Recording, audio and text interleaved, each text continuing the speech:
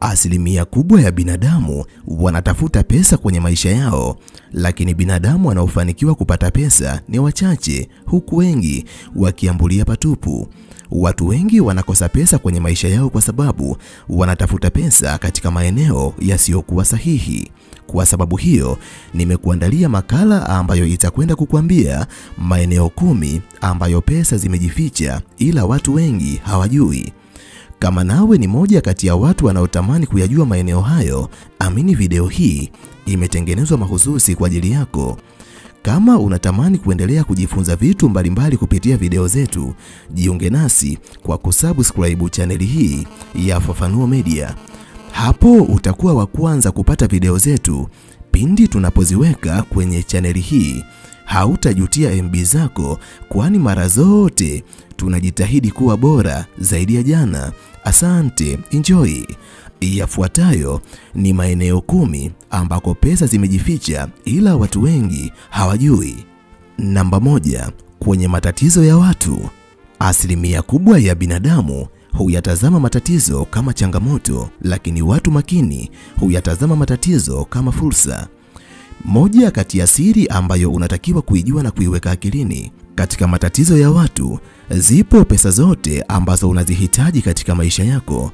Siri ambayo unatakiwa kuijua ni namna ya kutatua matatizo ya watu.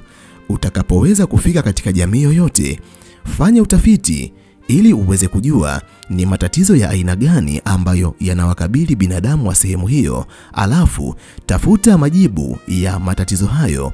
Utakapoweza kupata majibu ya matatizo hayo, amini usiamini, pesa zitakufuata. Hautatumia nguvu kubwa kutafuta pesa, bali pesa zitamiminika kutoka kwa binadamu wenye matatizo na kuja kwako kwa sababu wewe unalo suluhisho la matatizo yao.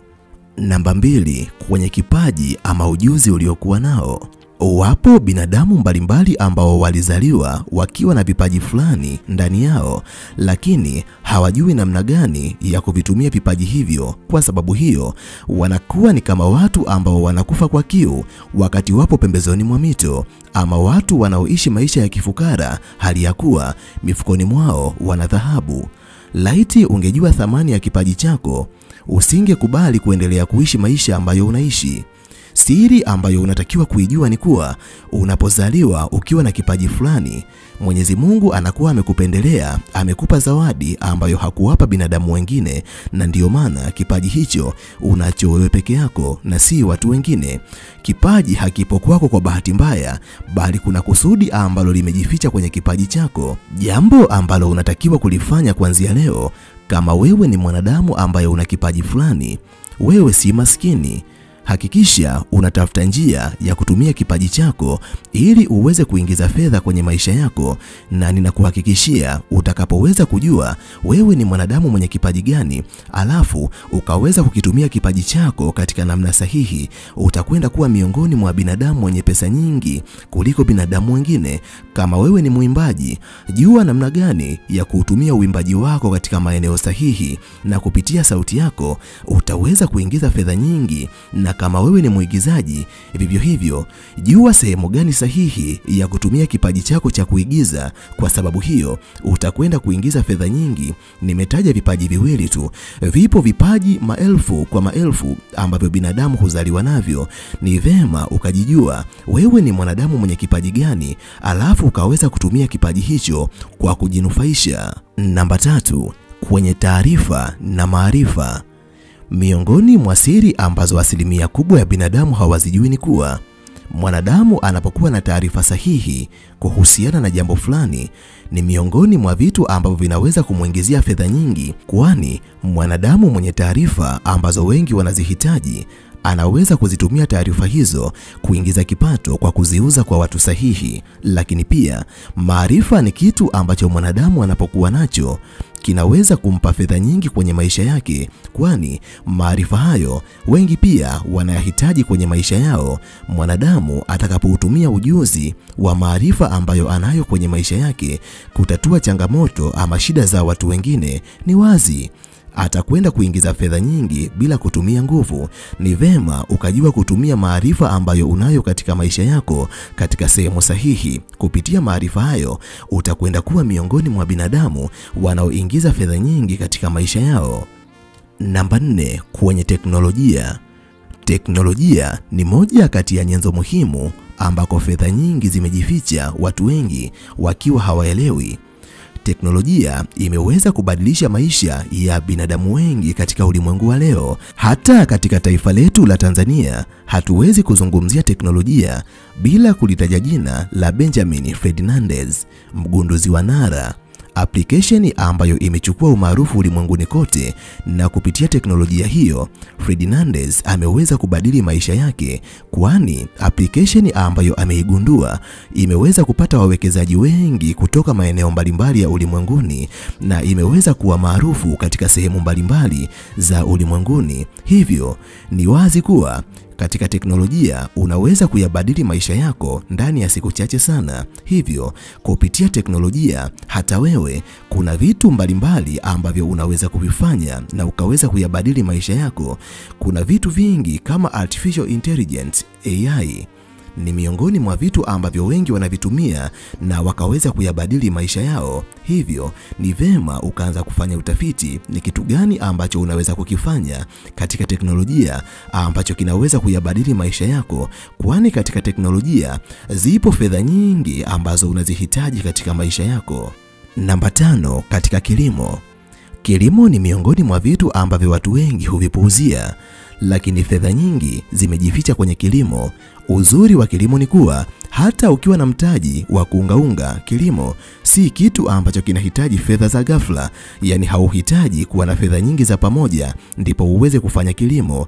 Kilimo kinahitaji fedha kulingana na hatua zake: hatua ya maandalizi, hatua ya kulima, hatua ya kupanda mbegu, hatua ya kuhudumia mimea, hatua ya kuvuna. Kwa hivyo utakapovuna utajikuta umepata pesa nyingi.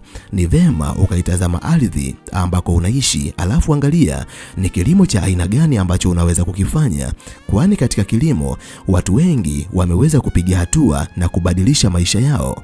Namba 6, kutoa huduma wanazohitaji watu waliokuzunguka. Miongoni mwa vitu ambavyo unaweza kuvifanya na ukapata pesa nyingi ni kutoa huduma, kwani katika huduma kuna fedha nyingi zimejificha ila watu wengi hawajui. Kwa mfano, inawezekana katika jamii ambayo unaishi kuna watu ambao wanajishughulisha katika shughuli ndogo ndogo, labda mafundi ujenzi au labda watu ambao wanafanya biashara. Endapo utafungua biashara ya chakula katika sehemu hiyo, ina maana utaweza kuwahudumia watu wote wenye njaa, na njaa ni miongoni mwa vitu ambavyo humkabili kila mwanadamu mwenye afya salama. Hivyo utakapoweza kuwahudumia watu katika sekta hiyo, utaweza kutengeneza fedha nyingi ambazo haukuwahi kutegemea kwenye maisha yako. Lakini pia inawezekana upo katika eneo ambalo watu wengi wanapata tabu ya kwenda benki ama wanafanya biashara ambazo jioni wanahitaji kuhifadhi pesa katika njia za kielektroniki.